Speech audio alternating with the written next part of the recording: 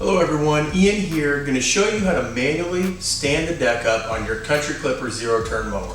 For starters, make sure your engine's cut off, put your brake on, and you're on a level, solid surface, and your front casters are facing out. At that point, you're ready to lower the deck to the lowest position. Using your pin, to lock the deck into the lowest cut height position. Now you can take the tension off the belt with our belt tension system and pull the belt off the back drive pulley. Now you're ready to lift the deck.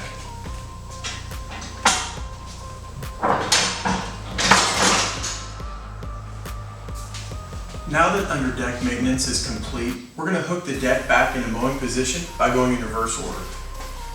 For starters, we're going to lower the deck.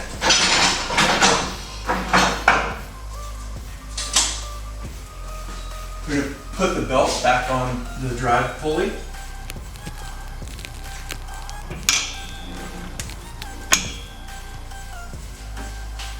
Put the tension back on the belt with your belt tension system. And now you're ready to set the deck height at your desired mowing position and begin mowing. For more information, go to countryclipper.com or visit your local dealer.